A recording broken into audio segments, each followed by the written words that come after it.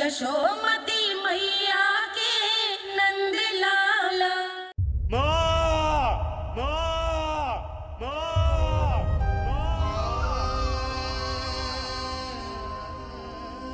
इस घटना से केवल नर और नारायण ही भावुक नहीं हो गए थे, बल्कि बैकुंठ में बैठे श्री हरि की आंखों में भी आंसू आ गए थे।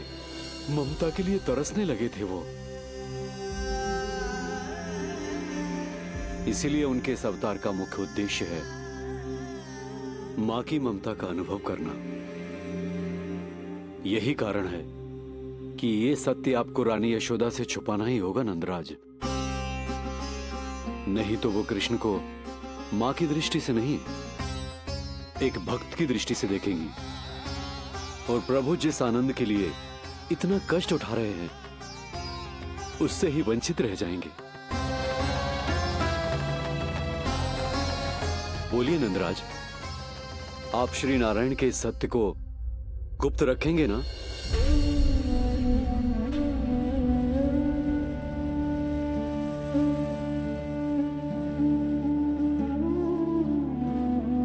प्रभु ने मुझे कैसी दुविधा में डाल दिया है गुरु। यशोदा से तो ये सत्य मैं छुपा भी लूंगा, परंतु स्वयं से कैसे छुपाऊंगा? और बाबा होने को सुख,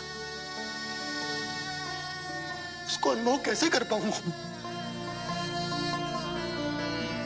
जो हो रहा है और जो भी होता है सब उनकी ही इच्छा से होता है नंदराज। इसलिए आगे का मार्ग भी वही दिखाएंगे। अब मैं चलता हूं नंदराज। राजा वसुदेव और रानी देवकी नामकरण के बारे में जानने के लिए व्याकुल हो रहे होंगे।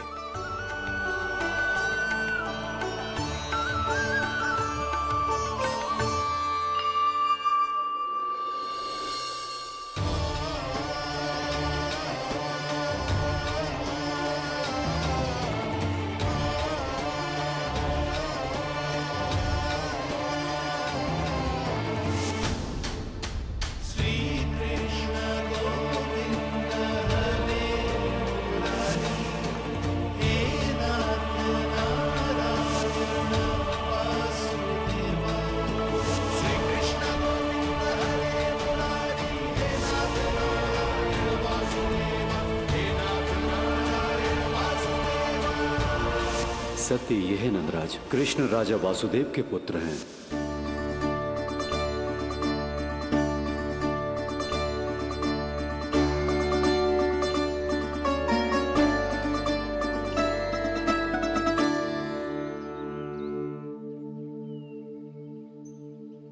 नंदराज,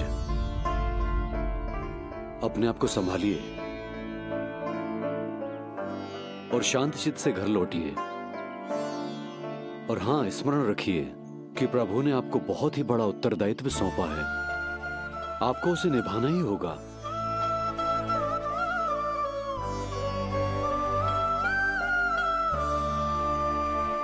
प्रभु आपको शक्ति दे।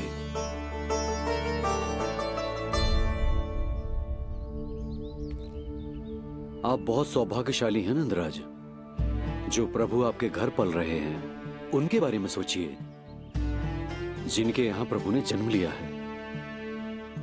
वो दोनों तो प्रभु की बाल लीलाओं से पूरी तरह से वंचित हैं।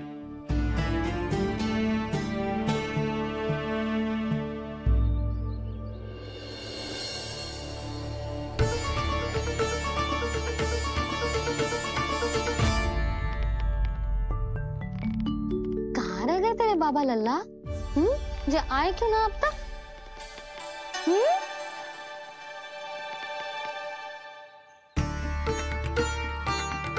मेरा लल्ला मेरा ना है, वो तो मेरे आराध्य नारायण का अवतार है। और ये बात मुझे यशोदा से छुपानी।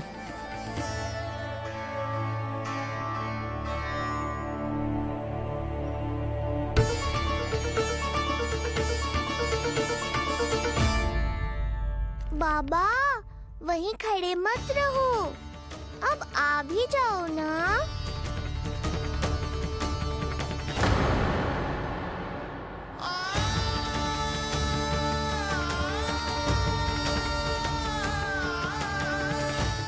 पग भी आगे बढ़ाने का साहस ना हो रो मेरा।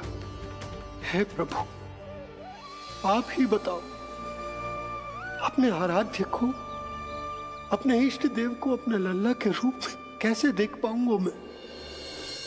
मैं जानता हूँ बाबा, ये बहुत कठिन है, पर भीतर तो आओ।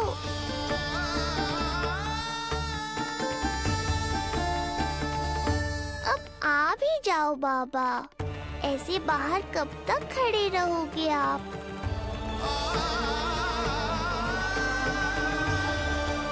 बस बाबा, बस आ जाओ भीतर, आ जाओ, आओ ना, आओ ना।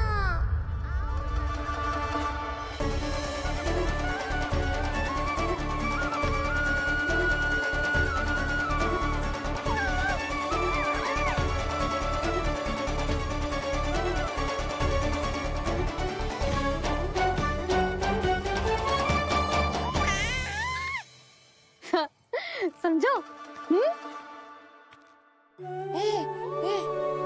जब तू इधर उधर भाग रहा होगा तो तुझे बुलाने के लिए मैं तुझे ऐसे पुकारूंगी, कृष्ण। और जब तू शैतानी करेगो ना लल्ला, मैया को तंग करेगो, तो मैं तुझे क्रोध में ऐसे बुलाऊंगी, कृष्ण। हाँ। इसे सत्य पतो ना है, इसीलिए कितनी अच्छी तरह से मैया होने का कर्तव्य निभा रही है। पर मैं अब बाबा होने का कर्तव्य कैसे निभा पाऊंगा?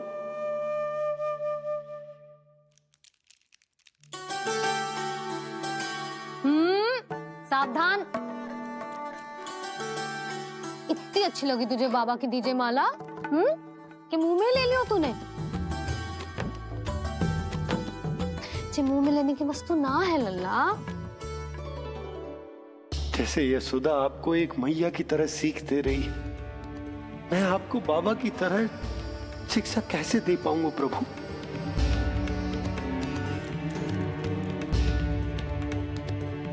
कृष्ण, अभी मना किया ना मैया ने?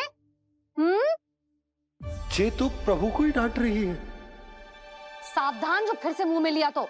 यशोदा, तुम्हें पता भी है तुम किस पर क्रोधित हो रही? हाँ, अपने लल्ला पर। और किस पर? मेरे कहने का अर्थ ये है कि तुम्हें सच में पता भी है ये कौन है? स्वयं प्रभु ने मुझसे कहा है, किसी और प्राणी को इसके बारे में भनक तक नहीं लगनी चाहिए। और रानी यशोदा को तो बिल्कुल नहीं, और रानी यशोदा को तो बिल्कुल नहीं, और रानी यशोदा को तो बिल्कुल नहीं। यही कहना चाहते हो ना आप कि मैं गोकुल के राजकुमार को डांट रही हूँ? अरे पर मैया और बाबा का स्थान तो हर पद से ऊंचा होता है ना जी। माँ और बाबा को तो अधिकार होता है ना प्रेम करने का भी और भूल पर डांटने का भी। बस यही बात आपको समझनी है बाबा, फिर सब पहले जैसा हो जाएगा। मैं समझ तो हूँ, पर ये विचार के ये केवल हमारा पुत्र ना है, ये स्वयं नारायण का अवतार भी है। इसे अपने मन से निकाल ना पा रहा हूं मैं। ओहो, आपको समझाना तो मैया को संभालने से भी अधिक कठिन है बाबा। लल्ला, अरे लल्ला। जशोदा जी, आपने हमें नामकरण के लिए ना बुलायो। कोई बात ना है, लेकिन ये तो बताओ कि लल्ला का नाम क्या रखो है? हाँ भाभी, बताओ ना। हाँ जीजी, अब और प्रतीक्षा ना हो रही हमसे। इसका नाम रखो है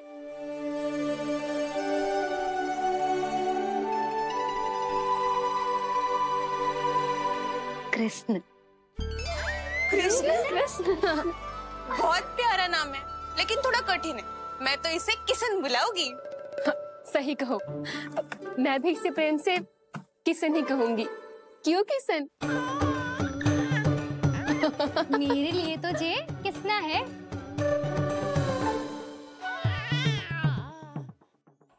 क्या कर रही हैं ये सब? बाबा, इन सब के लिए मैं केवल कृष्ण हूँ, भगवान नहीं। बस अब आप भी शीघ्र ही समझ जाओ ना ये। अरे तुम सब। हाँ हाँ, बुरा मुझे भी लग रहा है, जो सारी की सारी पहले ही दिन मेरे लल्ला का नाम बिगाड़ रही है। किंतु इसमें भी इन सब का प्रेम ही छुपा है, और हम सब तो प्रेम से भगवान को भी प्यारा सा नाम दे देते हैं, है ना? हाँ।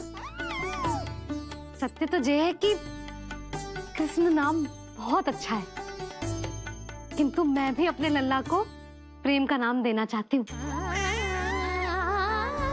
कान्हा बुलाऊंगी इसे, कान्हा बुलाऊंगी इसे, कान्हा बुलाऊंगी इसे।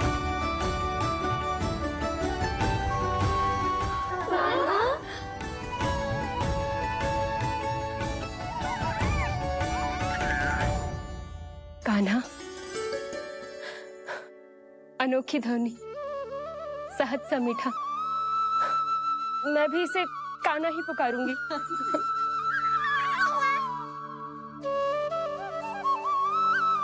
आप भी बुलाओ ना इसे। आप एक बार बुलाकर तो देखो, झट से पलट कर देखेगा आपको ये हमारा नटखट कान्हा।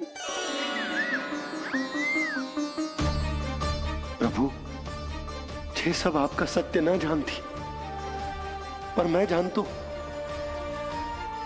अब इस मुख से आपका नाम केवल भक्ति भाव से ही निकल सकता, वात्सल्य भाव से ना। जी की लल्ला का भी तो नामकरण हुआ था ना अपने लल्ला के साथ। हाँ भाभी, क्या नाम रखा गया है इसका? हाँ, बताओ ना। हाँ भाभी, बोलो ना। बोलो ना, बताओ ना जीजी। ना, देखो, एक मैया से उसके लल्ला का नया नाम बताने का आनंद मैं ना छीन सकती। यदि तुम सबको कान्हा के दाऊ का नाम जानना है तो चलो सबके सब रोहिणी जीजी के पास। हाँ, सही कहो, सही कहो। मैं अभी आई। हाँ,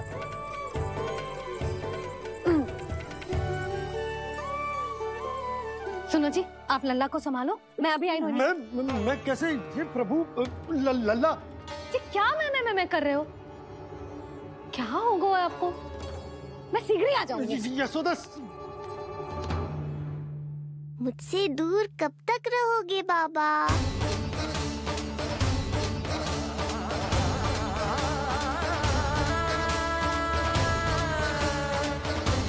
एक बार मेरी ओर देखो तो सही।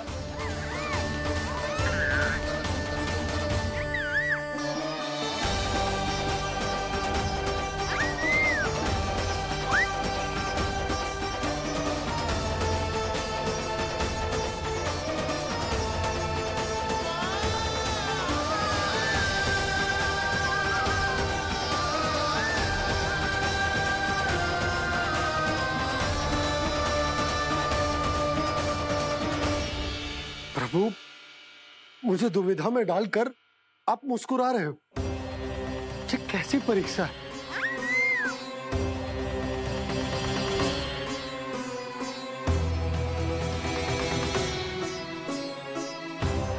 ये क्या कर रहे हैं आप? पिता का स्थान पुत्र के चरणों में नहीं होता, पुत्र के सिर के ऊपर होता है उनका हाथ, उनका वरदहस्त। प्रभु, आप चाहते हो कि मैं आपका सत्य यशोदा को न बताऊं। यशोदा चाहती है कि मैं आपको लल्ला की तरह अपने गोद में उठाकर आपसे बातें करूं। मेरी आंखें चाहती हैं कि मैं आपको अपने इष्ट देव, अपने आराध्य के स्वरूप में देखूं। और मेरा हृदय चाहता है कि मैं आपको अपने पुत्र के स्वरूप में देखूं। अब आप ही बताओ प्रभु, अब मैं इस परिस्थिति में क्या करूं? मुझे कुछ समझ में ना आ रहा। आप ही का आश्रय है प्रभु, आप ही को सहायता करनी होगी।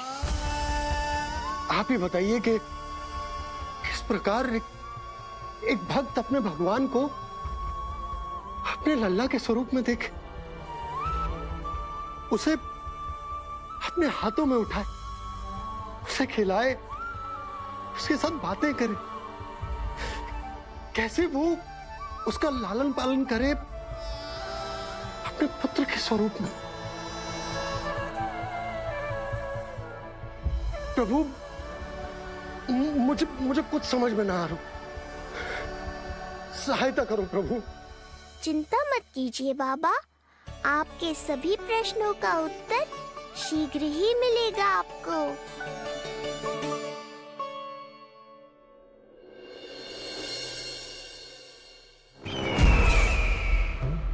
ऋषि गर्ग पधारे हैं महाराज।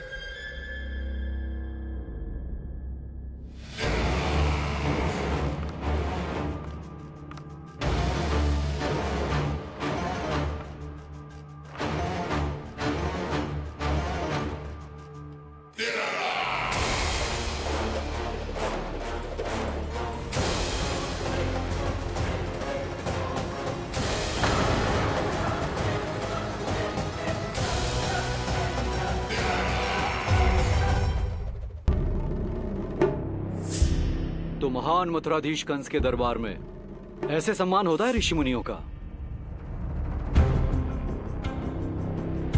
नहीं नहीं ऋषिवर, ये तो केवल एक उदाहरण है कि कैसे एक विष्णु भक्त का सम्मान नहीं किया जाना चाहिए। तब तो अच्छा ही है। मैं यहां तुमसे सम्मान की अभिलाषा लेकर नहीं आया हूं। मैं यहां देवकी और वसुदेव से भेंट की इच्छा लेकर आया हूं। क्यों? मेरे विरुद्ध कोई षड्यंत्र रचना चाहते हो? जो सदैव दूसरों के विरुद्ध षड्यंत्र करता है, उसका संपूर्ण जीवन इसी भ्रम में बीतता है कि सारा संसार उसके लिए षड्यंत्र कर रहा है। परंतु अन्य व्यक्तियों के पास इससे भी अत्यधिक महत्वपूर्ण कार्य होते हैं करने के लिए। यह महत्वपूर्ण कार्य करने की आपकी यह इच्छा इस दरबार में पूर्ण नहीं होगी ऋषिवर।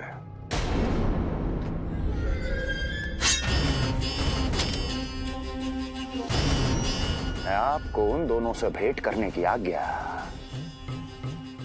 नहीं दूंगा। कैसे रोकोगे मुझे?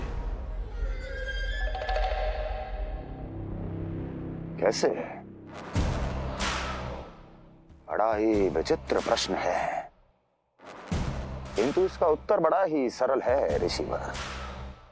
जानते हैं मेरे दिन का आरंभ कैसे होता है? किसी ना किसी का संहार करके। और यदि एक संहार और हो जाएगा तो मुझे क्या अंतर पड़ेगा? स्वयं से एक प्रश्न पूछो कंस। स्वयं से एक प्रश्न पूछो कंस। मेरा संहार करने के लिए, जिस संकल्प शक्ति की आवश्यकता है, संकल्प शक्ति की आवश्यकता वो है तुम में, वो है तुम में। कर पाओगे मेरा संहार? जिस संकल्प शक्ति की आवश्यकता है, जिस संकल्प शक्ति की आवश्यकता वो है तुम में, वो कर पाओगे मेरा संहार? कर पाओगे मेरा संकल्प शक्ति की आवश्यकता है, संकल्प शक्ति की आवश्यकता। बोलो कंस, बोलो। यदि मैंने श्राप दे दिया, यदि मैंने श्राप दे दिया, कौन सा कवच तो तुम्हारा उसे सत्य होने से रोक पाएगा? उसे सत्य होने से रोक पाएगा? बोलो कंस, बोलो। यदि मैंने श्राप दे दिया, यदि मैंने श्राप तुम्हारा कौन सा कवच तो तुम्हारा उसे सत्य होने से रोक पाएगा? उसे सत्य होने से रोक पाएगा? ऋषिवर, यदि आपके हृदय में स्वामी के विरुद्ध षड्यंत्र करने की इच्छा नहीं है, तो महाराज भी आपको किसी से भेंट करने से रोकना नहीं चाहेंगे, है ना महाराज?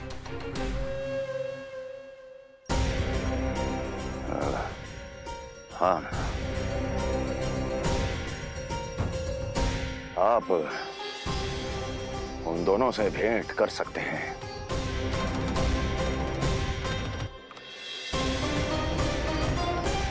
दुर्जन, इन सब पर दृष्टि रखो। अब सब कुछ सुनकर आना, सब कुछ, कुछ भी छूटना नहीं चाहिए। जाओ।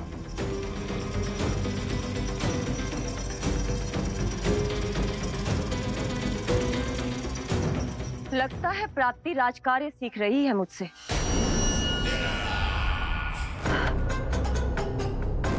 उचित समय पर सही सुझाव दिया तुमने प्राप्ति। अब आसानी से पता लग जाएगा कि ऋषि गर्ग के यहाँ आने का वास्तविक कारण क्या है महाराज।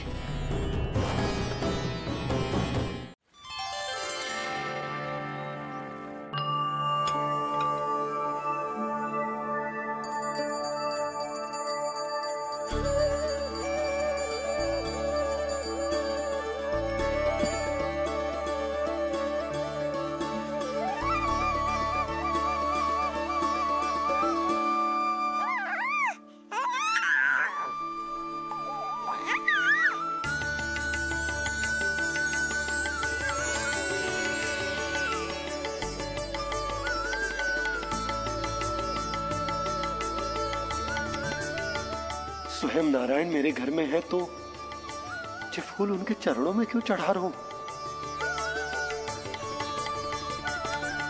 तैयार को मेरा लल्ला। किंतु बुरी दृष्टि वाला टीका लगाना तो भूल ही गई तेरी मैया। अभी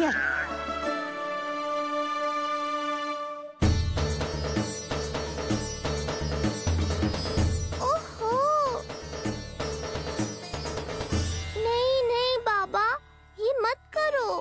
मैया आ रही है, उन्हें पता चल जाएगा।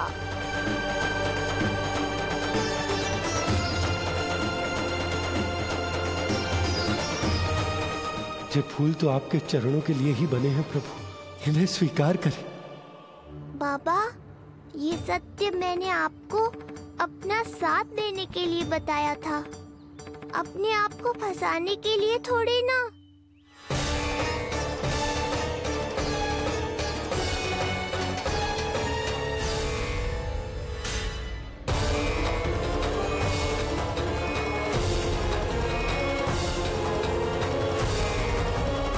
नारायण नारायण। प्रणाम पंडित जी। नंदराज जी, रानी जी, बिटिया के पांव भारी थे ना, तो उसे लिवाने समधियाने चला गया था। वहां कुछ अधिक ही समय लग गया। आज वापस आया तो पता चलो कि स्वयं गर्ग ऋषि ने लल्ला का नाम रखो है, सो मिलने चला है। क्या नाम मिलो है इसे? उन्होंने लल्ला का नाम कृष्ण रखो है। उन्होंने लल्ला का नाम कृष्ण रखो है।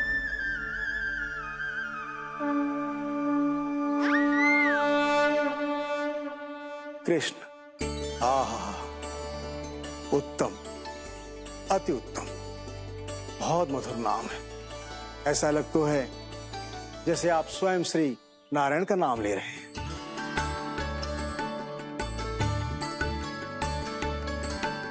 स्थिति को और गंभीर मत बनाओ पंडित जी। आपको तो बाबा के प्रश्नों का उत्तर देना है। एक बार मेरी ओर देख लो, आपको स्वयं ही पता चल जाएगा कि आपको इस समस्या को कैसे सुलझाना है।